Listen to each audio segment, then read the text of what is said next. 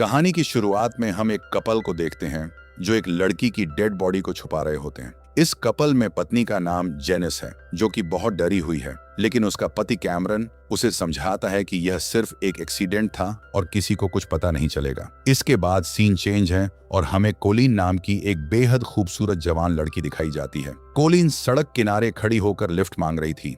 तभी वहां से जेनिस और कैमरन की कार गुजरती है। कोलिन उनसे लिफ्ट मांगती है और वे दोनों उसे अपनी कार में बैठा लेते हैं। रास्ते में कैमरन कोलिन से पूछता है कि तुम इस सुनसान इलाके में कहां जा रही हो, तुम्हारा क्या प्लान है। इस पर कोलिन बताती है कि आज उसके एक दोस्त का बर्थडे है और वो उसे सरप्राइज देने के लिए वहां जा रही है। लेकिन बात करते करते कोलिन से अनजाने में एक गलती हो जाती है। दरअसल बातों बातों में कैमरन को पता चल जाता है कि कोलिन के दोस्त को उसके आने के बारे में कुछ भी नहीं मालूम है। यह सुनकर कैमरन अंदर ही अंदर बहुत खुश हो जाता है, क्योंकि उसे समझ आ गया था कि अगर वो कोलिन को किडनैप भी कर ले तो किसी को उस पर शक नहीं होगा। वे रास्ते में एक गैस स्टेशन पर रुकते हैं, जहां कोलिन फ्रेश होकर जब वापस आती है तो उसे कार में एक अजीब सा बड़ा बॉक्स दिखाई देता है। कोलिन को यह सब कुछ थोड़ा अजीब तो लग रहा था, लेकिन वो इन बातों को इग्नोर कर देती है। जब वे आगे बढ़ते हैं तो जेनिस और कैमरन उससे कहते हैं कि आगे रास्ते में एक बहुत ही खूबसूरत व्यू है, तुम्हें हमारे साथ चलकर उसे देखना चाहिए। कोलिन बिना कुछ सोचे समझे उन पर भरोसा कर लेती है और हाँ कह देती है। वे कोलिन को एक बेहद सुनसान जगह पर ले जाते हैं और मौका मिलते ही कैमरन कोलिन की आंखों पर पट्टी बांध देता है। इसके बाद कैमरन कोलिन के सिर को उसी अजीब से बॉक्स के अंदर बंद कर देता है, ताकि कोलिन को यह बिल्कुल पता न चल सके कि वे उसे कहां ले जा रहे हैं। वो उसे अपने घर के बेसमेंट में ले जाकर कैद कर देता है और उसे बेरहमी से पीटना शुरू कर देता है। कोलिन दर्द के मारे चीखती है और बहुत रोती है। वो कैमरन से पूछती है कि तुम मेरे साथ ऐसा क्यों कर रहे हो, आखिर मेरी गलती क्या है। लेकिन कैमरन उसकी एक नहीं सुनता और उस पर लगातार टॉर्चर करता रहता है। आखिर में कैमरन उसे एक बड़े से बॉक्स के अंदर बंद कर देता है। इससे यहाँ हमें पता चलता है कि कैमरन असल में एक साइको है। बाद में कैमरन की पत्नी जेनिस बेसमेंट में कोलिन के पास आती है। कोलिन उसे देखकर गिड़गिड़ाने लगती है और कहती है कि प्लीज मुझे यहाँ से जाने दो, लेकिन जेनिस भी अपने साइको हस्बैंड के आगे पूरी तरह से मजबूर थी। उसे डर था कि अगर उसने कोलिन को छोड़ा तो कैमरन उसे भी जान से मार देगा। खैर, अब अगले दिन कैमरन कोलिन के लिए कुछ खाने पीने का सामान और जरूरत की चीजें लेकर आता है। वो उसे फिर से बहुत मारता है और जब जेनिस ऊपर बैठकर कोलिन की चीखें सुनती है तो वो बहुत डिस्टर्ब हो जाती है। वो उस दर्दनाक आवाज से बचने के लिए अपने हेडफोन का वॉल्यूम तेज कर लेती है, ताकि कोलिन के रोने की आवाज उसके कानों तक न पहुंचे। रात में जेनिस कैमरन से कहती है कि तुम्हें मुझसे वादा करना होगा कि तुम उस लड़की के साथ कुछ भी गलत नहीं करोगे, जिस पर कैमरन भी उसकी बात मान जाता है। दरअसल जेनिस एक अच्छी औरत थी और वो नहीं चाहती थी कि उसका पति किसी बेगुनाह के साथ कुछ भी गलत करे। लेकिन कैमरन कोलिन को उसी छोटे से बॉक्स में कैद रखता है। वो बॉक्स के अंदर एक ऑक्सीजन पाइप लगा देता है ताकि कोलिन जिंदा रह सके और फिर बॉक्स को बाहर से लॉक कर देता है। कोलिन उस अंधेरे बॉक्स के अंदर तड़प तड़प कर रोती है और अपने पिता को याद करती है। उसके पिता ने उसे हमेशा अकेले बाहर जाने से मना किया था, लेकिन कोलिन ने उनकी बात नहीं मानी और आज वो इस भयानक मुसीबत में फंस चुकी थी। दूसरी तरफ कोलिन के माता पिता उसकी बहुत चिंता कर रहे होते हैं और पुलिस स्टेशन जाकर कोलिन की गुमशुदगी की रिपोर्ट दर्ज करवाते हैं।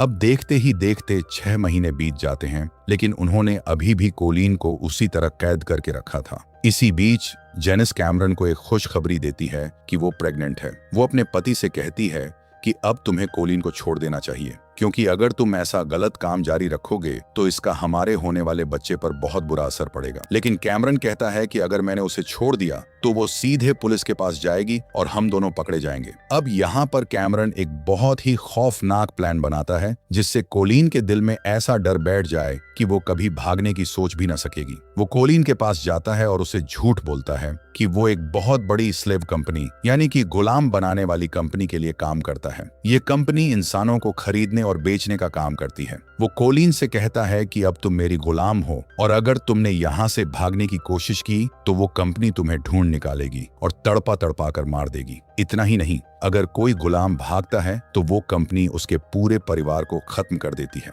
कैमरन ये सब मनगढ़ंत कहानियां उसे सिर्फ इसलिए सुना रहा था ताकि कोलिन डर के मारे अपने कदम कभी यहाँ से बाहर न निकाले। वो उसे डराने के लिए कई और भी झूठी कहानियां सुनाता है। बाद में वो कोलिन के सामने कुछ पेपर्स रखता है और कहता है कि इस डॉक्यूमेंट पर साइन कर दो। अगर तुम इस पर साइन कर दोगी तो तुम मेरे पास सुरक्षित रहोगी और वो कंपनी तुम्हें कोई नुकसान नहीं पहुंचाएगी। कोलिन को लगता है कि कैमरन सच कह रहा है और अपने परिवार की जान बचाने के लिए वो उन पेपर्स पर साइन कर देती है। इसके बाद कैमरन उसके गले में एक लोहे की चेन बांध देता है और उसे सचमुच एक गुलाम की तरह रखने लगता है। वो कोलिन को सख्त हिदायत देता है कि अब से वो कैमरन को मास्टर और जेनिस को मैम कहकर बुलाएगी और जब भी वो अटेंशन बोलेगा कोलिन को तुरंत अपने दोनों हाथ उठाकर सीधे खड़े होना पड़ेगा। कुछ समय बाद कैमरन एक सुनसान इलाके में एक नया घर खरीदने का फैसला करता है। अब कोलिन को कैद हुए 1 साल से भी ज्यादा का वक्त बीत चुका था। वहीं जेनिस एक प्यारी सी बेटी को जन्म देती है।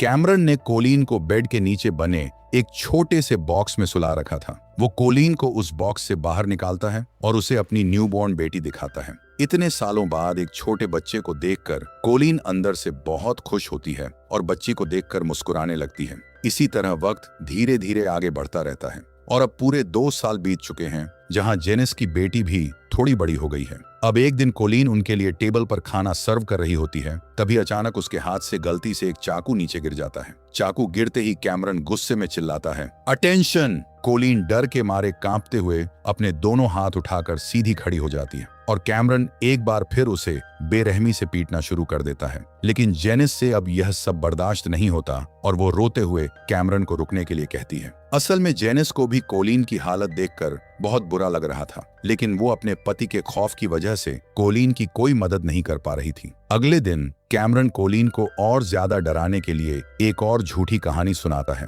वो कहता है कि पास के शहर में एक गुलाम लड़की अपने मास्टर को छोड़कर भाग गई थी और मदद के लिए एक पुलिस ऑफिसर के पास जा पहुंची। लेकिन वो पुलिस ऑफिसर भी हमारी ही कंपनी का आदमी था और उसने उस लड़की को दोबारा उसी स्लेव कंपनी को पकड़वा दिया। सजा के तौर पर उस कंपनी ने उस लड़की के हाथ, पैर और जुबान काट दी। ये खौफनाक कहानी सुनकर कोलिन पूरी तरह से डर जाती है। असल में कैमरन यह सब झूठ इसलिए बोल रहा था क्योंकि अब वो कोलिन को घर से बाहर ले जाने वाला था और वो चाहता था कि बाहर जाकर भी कोलिन डर के मारे किसी अनजान इंसान से मदद न मांगे। कोलिन यहाँ बहुत ही नादान साबित होती है क्योंकि वो कैमरन की हर झूठी बात पर यकीन कर रही थी। अब कैमरन उसे कार में बैठाकर अपने होम टाउन ले जाता है जहाँ वो लकड़ी काटने का काम करता था। वहाँ कैमरन कोलिन को 2 आदमियों से मिलवाता है जो उसके बॉस थे। कैमरन कोलिन के कान में फुसफुसाकर कहता है कि ये हमारी कंपनी के बड़े वर्कर्स हैं, इनके सामने मुझे गलती से भी मास्टर मत बुलाना। उसकी इस बात को कोलिन मान भी जाती है। खैर, अब इतने सालों बाद खुली हवा और धूप देखकर कोलिन को बहुत अच्छा लग रहा था। कोलिन हिम्मत करके कैमरन से पूछती है कि क्या मैं कभी अपने घर वापस जा पाऊंगी। इस पर कैमरन कहता है कि हमारी कंपनी किसी गुलाम पर भरोसा नहीं करती, लेकिन फिर भी मैं तुम्हारी मदद करने की कोशिश करूंगा। ये सुनकर कोलिन खुश हो जाती है और काम में उसका हाथ बंटाने लगती है। लेकिन तभी अचानक लकड़ी काटते समय कैमरन को एक गहरी चोट लग जाती है और वो दर्द से चिल्लाते हुए जमीन पर गिर पड़ता है। देखा जाए तो यह वही मौका था जब कोलिन चाहती तो कैमरन को वहीं छोड़कर भाग सकती थी, लेकिन कैमरन ने उसके दिमाग में कंपनी का इतना खौफ भर दिया था कि मौका मिलने के बाद भी वो भागने की हिम्मत नहीं कर पाती है। अब वे घर लौट आते हैं और कोलिन कैमरन के जख्म पर पट्टी बांधती है, जिसे देखकर जेनिस गुस्से से लाल पीली हो जाती है। जेनिस अपने पति कैमरन से बुरी तरह झगड़ा करती है कि तुम उस लड़की को बाहर क्यों ले गए थे।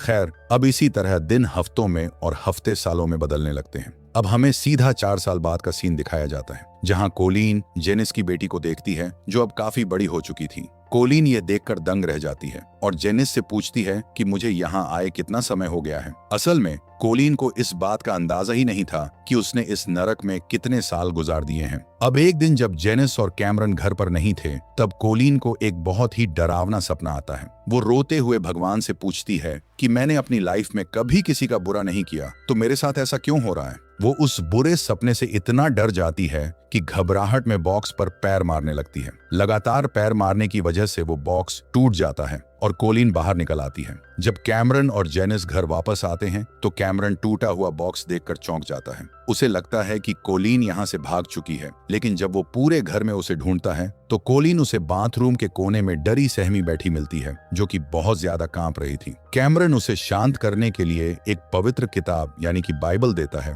ताकि उसका डर कम हो सके। इसके बाद वो कोलिन को अपनी बेटी के पास ले जाता है ताकि बच्चों के साथ उसका मन बहल सके। धीरे धीरे समय बीतने के साथ कोलिन घर के सारे कामकाज चुपचाप निपटाने लगती है। वो सारा काम खत्म करने के बाद खुद ही जाकर वापस उस बॉक्स के अंदर बंद हो जाती है। उसने अब इसी तरह जीना सीख लिया था और उस परिवार के साथ रहने लगी थी, क्योंकि उसके दिल में यह बात बैठ चुकी थी कि वो अब कभी अपने घर वापस नहीं जा पाएगी। इसी तरह तड़पते हुए पूरे 7 साल बीत जाते हैं। एक दिन कैमरन कोलिन के पास आता है और कहता है कि कंपनी ने तुम्हें तुम्हारे परिवार से मिलने की इजाजत दे दी है, लेकिन वहां जाने से पहले तुम्हें यह साबित करना होगा कि हम तुम पर भरोसा कर सकते हैं या नहीं। यह कहकर कैमरन कोलिन के हाथ में एक गन थमा देता है और उसे कहता है कि खुद को गोली मारो। कोलिन बिना सोचे समझे ट्रिगर दबा देती है, लेकिन गन असल में खाली थी। ये देखकर कैमरन को यकीन हो जाता है कि कोलिन अब पूरी तरह से उसके काबू में है और वो भागने की कोशिश नहीं करेगी। कैमरन उसे उसके परिवार के पास ले जाता है और सबको बताता है कि वो कोलिन का बॉयफ्रेंड है, ताकि किसी को कोई शक न हो। अब जाहिर है कि 7 साल बाद अपने परिवार को सामने देखकर कोलिन बहुत इमोशनल हो जाती है, लेकिन वो सबके सामने ऐसे नाटक करती है जैसे वो अपनी जिंदगी में बहुत खुश है। वो डर के मारे अपने परिवार को अपने साथ हुए इस भयानक टॉर्चर के बारे में एक शब्द भी नहीं बताती है। कोलिन के घर वाले उसे बताते हैं कि तुम्हें गए हुए पूरे 7 साल हो चुके हैं। यह सुनकर कोलिन के पैरों तले जमीन खिसक जाती है, क्योंकि उसे खुद नहीं पता था कि वो पिछले 7 सालों से गायब थी। वे सब मिलकर डिनर करते हैं और पुरानी यादें ताजा करते हैं। अब कोलिन की बहन उसे अपनी शादी की तस्वीरें दिखाती है और पूछती है कि दीदी, अब तुम हमसे दोबारा कब मिलोगी? कोलिन उदास होकर कहती है कि मुझे नहीं पता। उसकी बहन को कोलिन के हाव भाव देखकर कुछ अजीब लगता है। वो कोलिन का हाथ पकड़कर कहती है कि अगर तुम्हें कोई भी प्रॉब्लम है तो तुम मुझसे शेयर कर सकती हो। मुझे लग रहा है कि तुम्हारे साथ कुछ बहुत गलत हुआ है और मैं तुम्हारी मदद करने के लिए तैयार हूँ। अब ये वो पल था जब कोलिन अपनी बहन को सब कुछ सच सच बताने ही वाली होती है कि तभी अचानक वहां कैमरन आ धमकता है। वो कोई बहाना बनाकर कोलिन को जबरदस्ती वहां से अपने साथ ले जाता है। घर लौटने के बाद कैमरन की पत्नी जेनिस अपने पति की इन हरकतों से पूरी तरह तंग आ चुकी थी और अंदर ही अंदर बहुत परेशान थी। वो फैसला करती है कि वो अब इस पापी इंसान के साथ नहीं रहेगी और अपनी बेटी को लेकर घर छोड़कर चली जाती है। अपनी पत्नी और बच्चे के जाने के बाद कैमरन पूरी तरह डिप्रेशन में आ जाता है और गुस्से से पागल होने लगता है। अब कोलिन उसके पास जाकर कहती है कि मैं इस मुश्किल वक्त में तुम्हारी मदद कर सकती हूँ, लेकिन कैमरन और भड़क जाता है। वो चिल्लाकर कहता है कि तुम्हें मेरी पत्नी बनने की कोशिश करने की कोई जरूरत नहीं है और वो कोलिन को एक कमरे में बंद कर देता है। कोलिन कमरे के कोने में बैठकर फूट फूट कर रोने लगती है। दूसरी तरफ जेनिस को अपनी गलतियों का एहसास हो चुका था। वो एक चर्च में बैठकर भगवान के सामने रो रो कर अपने पापों की माफी मांग रही थी। आखिरकार जेनिस वापस उस घर में आती है और कमरे का दरवाजा खोलकर कोलिन को वहां से आजाद कर देती है। वो रोते हुए कोलिन को एक बहुत ही खौफनाक सच बताती है। जेनिस कहती है कि कई साल पहले कैमरन ने एक और लड़की को किडनैप किया था और जब वो उसे इस घर में लेकर आया तो वो लड़की बहुत शोर मचा रही थी। अपनी पहचान छुपाने के लिए कैमरन ने उस लड़की को जान से मार दिया था और उसके बाद हमने मिलकर उसकी डेड बॉडी को छुपा दिया था। अब फिल्म की शुरुआत में जो डेड बॉडी दिखाई गई थी, जेनिस यहाँ उसी के बारे में बात कर रही थी। जेनिस कहती है कि मुझे अपनी गलती का एहसास हो चुका है और मैं अब तुम्हारे साथ ऐसा कुछ भी गलत नहीं होने दूंगी। वो कोलिन को अपनी कार में बैठाती है और एक बस स्टेशन पर ले जाकर छोड़ देती है। वो कहती है कि अब तुम पूरी तरह आजाद हो, अपने घर चली जाओ। लेकिन कोलिन अभी भी डरी हुई थी। वो पूछती है कि अगर उस स्लेव कंपनी के लोगों ने मुझे ढूंढ लिया तो क्या होगा?